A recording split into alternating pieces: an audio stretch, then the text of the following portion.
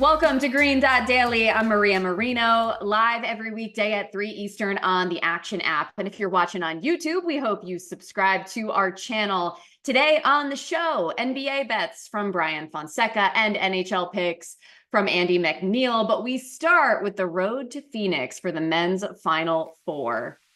And it was a difficult one for the UConn Huskies. Head coach Dan Hurley tweeting at 1:05 in the morning, quote, "Wheels not up. The flight had been scheduled for 6 p.m. Eastern. The team did not land at their destination until after 3 a.m. Mountain Time, which is 6 a.m. Eastern Time, so a very long night." And our college hoops expert, Mike Calabrese, joins us now. Your reaction to the UConn travel woes? So you're telling me there wasn't a single Scrooge McDuck level wealthy UConn alum with just a private jet laying around who didn't take that opportunity to play hero? Like, I had to immediately Google. I was like, I guarantee UConn's got some billionaires laying around. Bob's Discount Furniture founder, Bob Kaufman. I mean, he's a billionaire. I'm sure he has like a backup private jet in case his first one gets dirty or something. And then how about Bob Diamond, former CEO of Barclays? They were both in the New York area, both happy to help out the team. But this is just another thing that Hurley can point to. Hey, the universe is against us. Everybody's against us. The NCAA didn't do us right by getting us there on time. Nothing can stop this UConn train, and really it's just more fuel to their fire. So if anything, I put another point in the power rankings for the Huskies.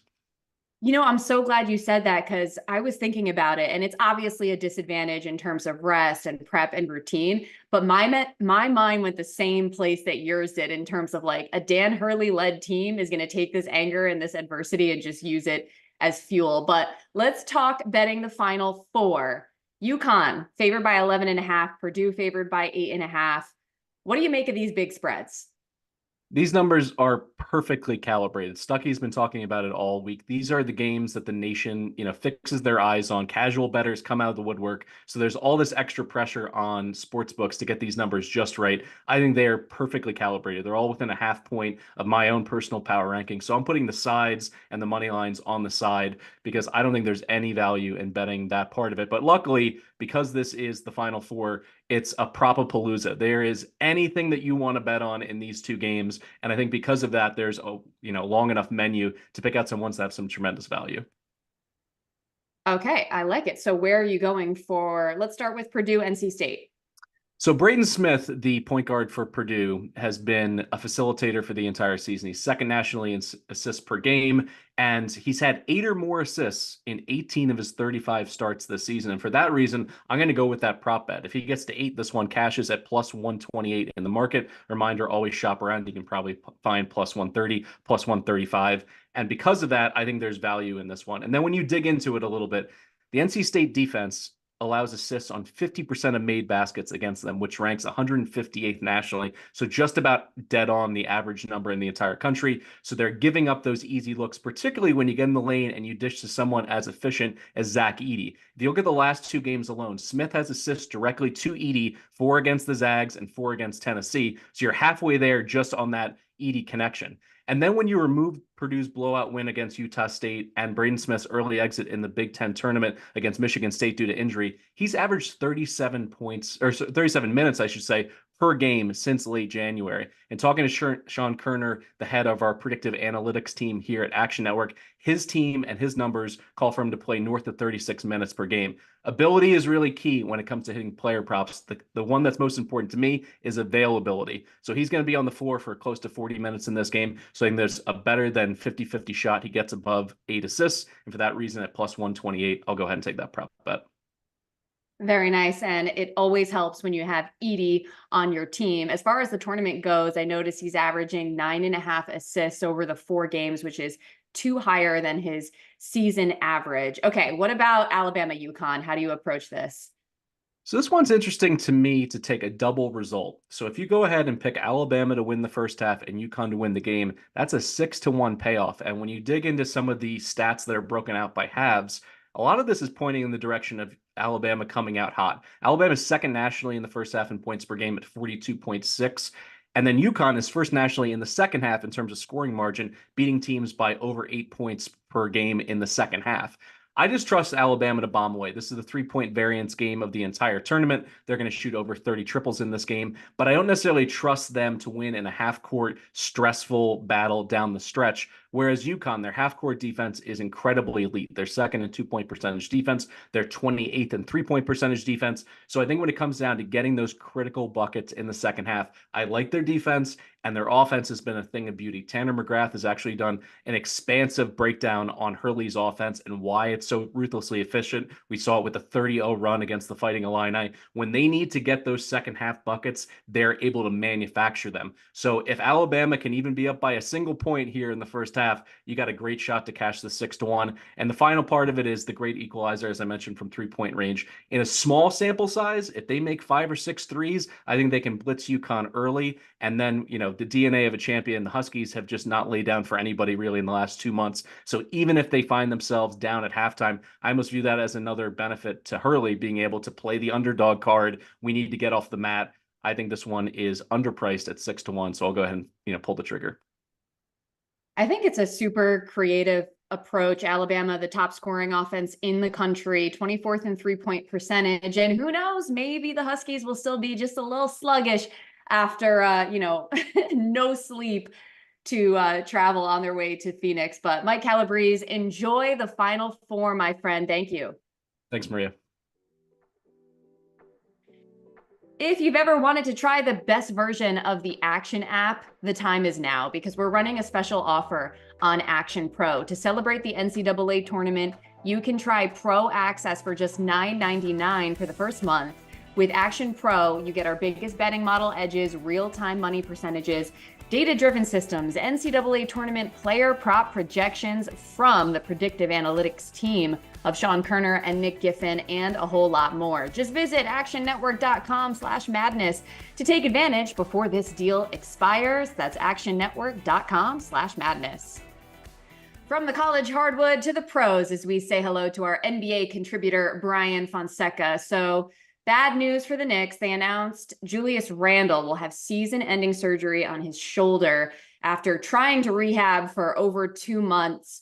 What do you make of how far this Knicks team can go now, and how do you approach this from a betting standpoint?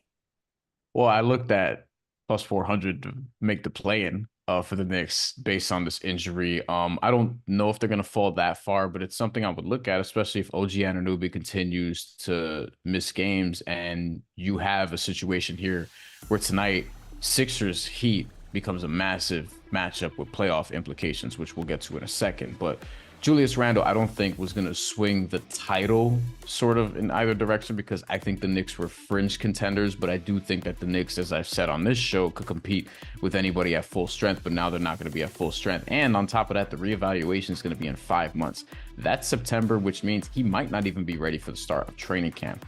Now, his career playoff splits are 34, 28, 76, so I'm not going to sit here and tell you that he was going to be awesome in the playoffs. I did think he was going to be better because I did feel like getting OG Anunoby defined the roles a little bit more, given that RJ Barrett was out the door, Emmanuel quickly was out the door, and Jalen Brunson becomes sort of an MVP ballot candidate. And the guy you have to look for now, in my opinion, is Bojan Bogdanovic. We need to see Bojan Bogdanovic do stuff. He's actually averaged 18 a game in his last 3 playoff runs. And if he's not scoring, he's not really giving you much else. That's kind of been the Bojan Bogdanovic experience. So he's the guy that I would look to sort of step up without Randle. Well, as far as Randle's value, it comes down to this. The Knicks are 15-14 since he dislocated that shoulder on January 27th. Anunoby has only played in 3 games since then. And it's such a shame because when they were a complete unit, they were really one of the top teams in the NBA, where you expected them to win not 1, but maybe 2 playoff series at least. Now, not looking so sure about that. As for tonight, though, you mentioned the playoff races, and they're tight in both conferences. So a bunch of important games, and you're looking at this Heat Sixers matchup for a bet.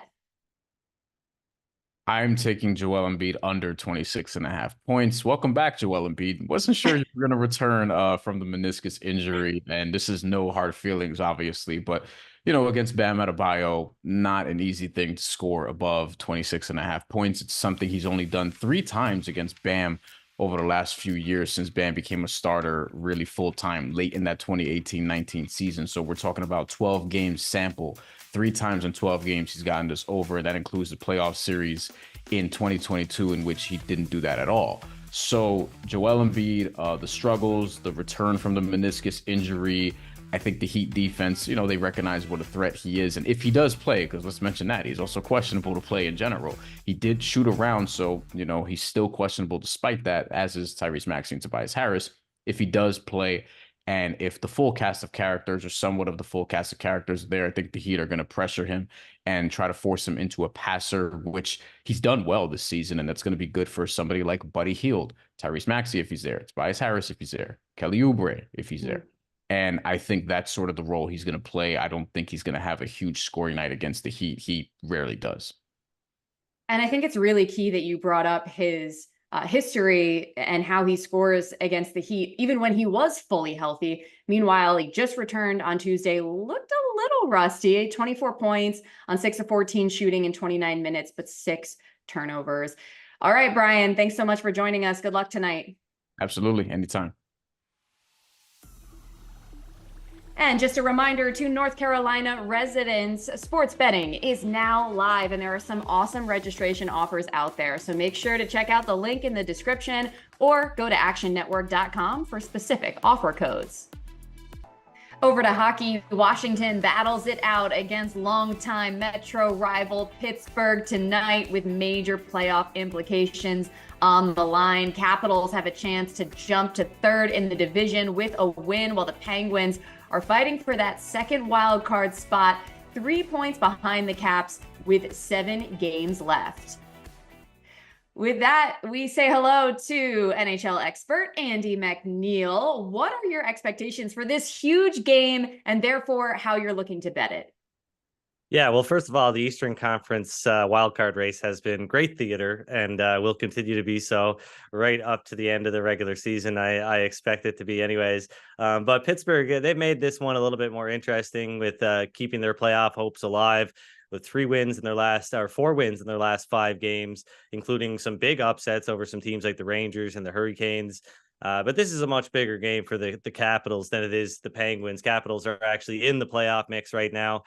They've gone 2-1 against Pittsburgh this season. They dummied the Penguins 6-0 in their last meeting. I don't think Washington is necessarily a good team, but Pittsburgh does not deserve to be a road favorite here. They still rank among the bottom 10 teams in goals against per 60 minutes, and they are the worst favorite of any team in the NHL this season. They've gone 19-24 straight up as the favorite this season.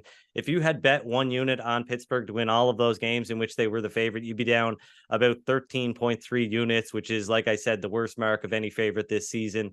They've gone 7-12 as road favorites for a loss of -7.7 units. And if you can bet on Washington at even money or longer odds, I think that's a decent bet, but that's a kind of a tough price to come by at this point. I'm more interested in the total here. You look, Washington has played 27 games since the All-Star break. 18 of those games have featured 6 or more goals. Pittsburgh has played 29 games since the All-Star break. 18 of those games have featured 6 or more goals.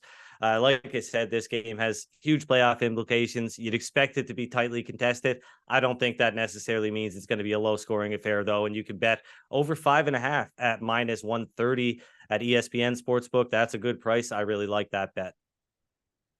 Well, real quick follow-up here, because not only do we have team rivals, but individual rivals in this one with 2 legends of the sport, Sidney Crosby, Alex Ovechkin. Since you do expect a lot of scoring, are you expecting big nights from them? Well, absolutely. Ovechkin, he's been great in the second half. He really struggled in the first half of the season. He's, reignited the talk about him catching Wayne Gretzky as the all-time leading goal scorer. Sidney Crosby just tied Wayne Gretzky for the most point per game seasons in NHL history. He's having a great year. Hasn't been good enough to drag the Penguins into the playoff picture, though. However, what I really think is interesting here is just what the kids have been doing in Washington, the younger players like Dylan Strome, Connor McMichael, Hendrix Lapierre. They've been getting power play time alongside Ovechkin, which has really helped them. But McMichael specifically is playing on the top line alongside Ovechkin. He's on a 3-game pointless streak right now, but in the 8 games prior to that, he had 5 goals and 3 assists. And I think you can look at him to score an anytime point at +120 or look a little bit longer at him to score an anytime goal at plus 370 odds. Very nice. Well, staying in the Eastern Conference playoff race, the Lightning, a sizable lead for that first wild card spot. They went 8-1-1 in their last 10 games and face Montreal tonight. So what's your play in this game? So just a general stat about the NHL, home teams have won 53.9% of the games this season. But in situations like this, where the home team has more rest than the away team, of course, the Lightning played on Wednesday, the home team win percentage jumps to almost 59%. So I'm not saying that the Canadians have a 59% chance of winning this game. They certainly do not. They're the underdog for a reason. But with Andrei Vasilevsky in the crease for last night's win over the Maple Leafs and backup goaltender Jonas Johansson questionable after missing the past couple of games, I think there's an angle to shoot here, and involves betting the Montreal Canadiens to win this game straight up, because they're going to be facing off most likely against an American Hockey League goaltender in Matt Tompkins. He's the third string goaltender for the Lightning. He went 1-2 in 3 games earlier this season, but he's been barely break even in the American Hockey League this season with a 15-14 record. And I think Montreal is a good bet at plus 135 or better. So you can shop around and find that available at some sports books.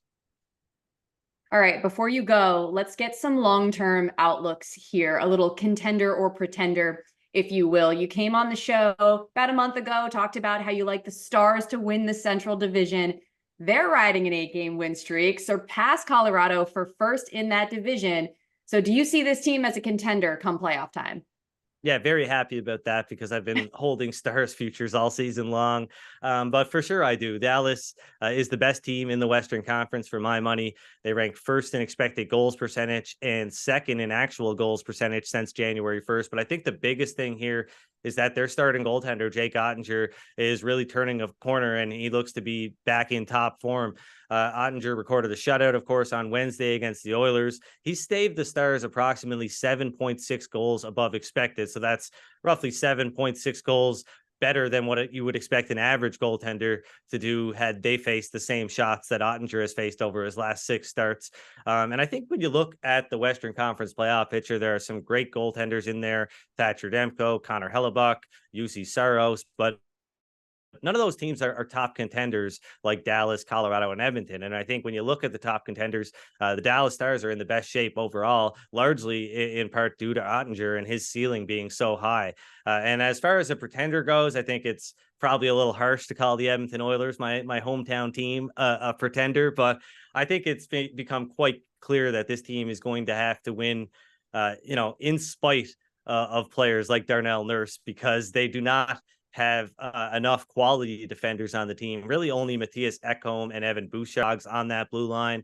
The rest of the players are really a drag on that team. And I think when they match up against Dallas, Vegas, Colorado, teams like that with a lot of quality blue liners, it's going to be tough for the Oilers, and they're going to have to win, like I said, in spite of them. And that's going to make it a little bit tougher. So Dallas Stars, they are the top contender for my money in the Western Conference.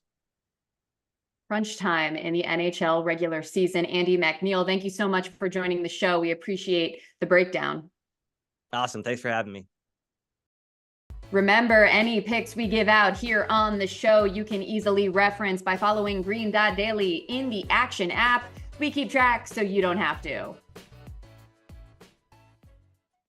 That's all for Green Dot Daily. I'm Maria Marino. Thanks so much for hanging with me. The show is back tomorrow at 3 Eastern on the Action app and YouTube channel. See ya.